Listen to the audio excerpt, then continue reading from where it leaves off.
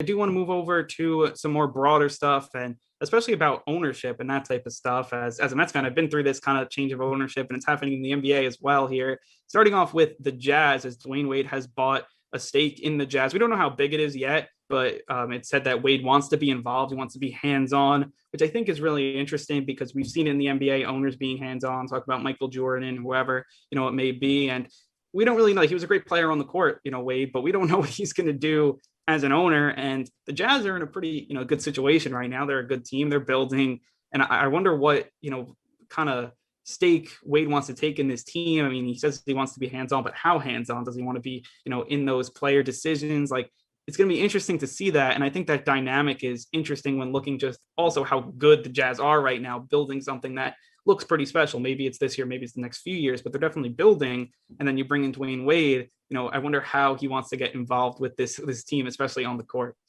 Yeah, well, he's talked about, this is the next stage of his life, his post-playing career. Everyone addresses it differently. And he said this about investing. He's trying to be a businessman, entrepreneurship, all that stuff, which I'm all for. Obviously, he has, a great wealth from his playing career, and it's time to kind of grow your portfolio. And it is cool. I saw a lot of people talk about how, oh, you're betraying the Heat. And he actually did talk to the Heat about getting a little role. So I think that's interesting. He's definitely had this on his mind, right? If he went to the Heat first, but he does whatever he wants. I'm all for it. I do think in the long run, it could really help the Jazz because Utah is not Los Angeles. It's not New York. It's not, no offense to Utah, if anyone out there is from Utah, but it's not one of these primetime destinations for stars. So if he's able to, he's a good friend with Donovan Mitchell. If he's able to connect with him, get him to stay, long term, which I think is a question mark with Donovan Mitchell kind of, breaking out a little bit this year.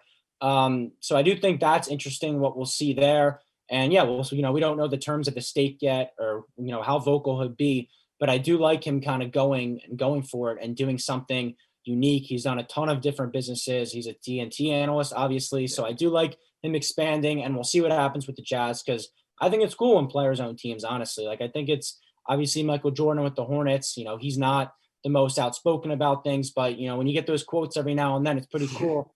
Dwyane Wade's great with the media too. So I'm looking forward to that. No, yeah, I mean, Ryan, you sure Salt Lake City is not a big place to play? I mean, I think I want to play there. I mean, got some skiing in, basketball. I mean, I don't know. I mean, especially with these teams. I mean, but anyways, moving over now to the second kind of big ownership group here. And, you talked about how owning a team's a really great investment. And that kind of plays into this one. A-Rod buying the Timberwolves with Mark Lowe, obviously A-Rod, the big Yankee slugger former.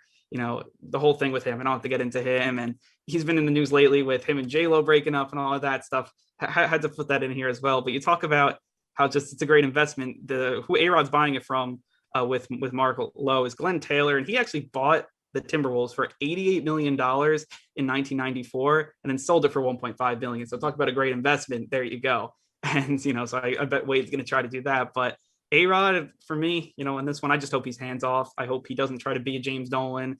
This team's trying to rebuild different than the Jazz, obviously. Mark Lore, same thing. Like, that's the big thing with owners. I think the best thing, especially when you're not like Dwyane Wade or Michael Jordan, you don't have basketball experience, just stay out of it. Like, hire someone that's good at it, that can build a team, that that, and let them make the decisions. I think that's the best for an owner. And then once in a while, coming in the public light, like he probably will, do a few things. A-Rod, obviously a big name, but again, I feel like with A-Rod, just be hands off. That's my one message to him.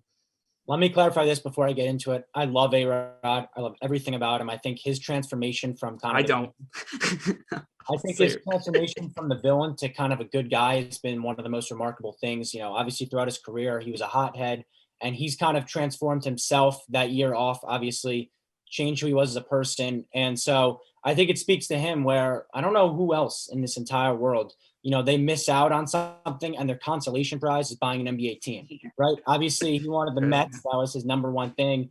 That doesn't work out. I may as well buy the Timberwolves. Only A-Rod, I think, has that kind of persona and personality. You talked about him being hands off. I don't know what will happen there. They're not taking over until 2023, which I think is important. Maybe he learns the in and outs of being an owner. He learns everything in that sense before he takes over. I think that's good because you're not throwing him to the fire. He's also buying with Mark Lore, I think it's pronounced. He's the CEO of Walmart.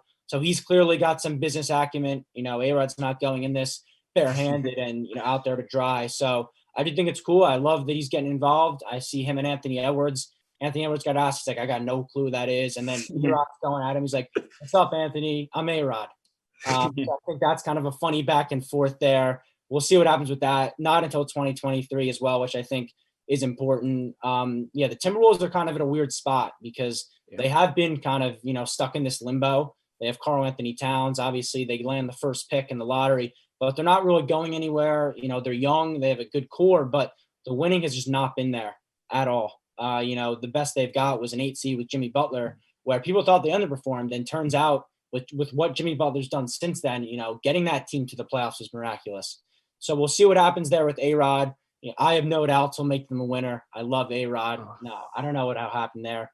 We'll see. I don't know how involved he'll be. I don't know how he's going to live in Minnesota. I don't see him as a Minnesota guy at all. Maybe the last city on the entire planet I'd see A-Rod living in. But we'll see what happens there. It should be interesting. I like, as I said with Dwyane Wade, I like when guys get involved and, they do it for the business. They do it for whatever reason. I think it's good. The one thing I will say about A-Rod is that I'm eternally grateful that he did not buy the Mets, that Steve Cohen wanted to, because A-Rod and that J-Lo split up with the Mets, it would have been the biggest news. And around this team, the Wilpons would have still been involved. Like, once I heard that, I knew A-Rod that's not the ticket. I'm sorry. And I don't know how he's going to own this basketball team, probably different than he'd own a baseball team. But that's all my A-Rod. I'm just happy it's not my team. That's all I can say. And again, like, the whole story is that he wanted to go to the Mets, but ended up going to the Yankees because they gave him a lot more money. It's just, I hate that. That just sours me, that A-Rod could have been a Met and like all that stuff for the 2000 run with Mike Piott. Like that would have just been amazing. Didn't happen. He goes to the Yankees, wins the World Series, but I'll leave it at that.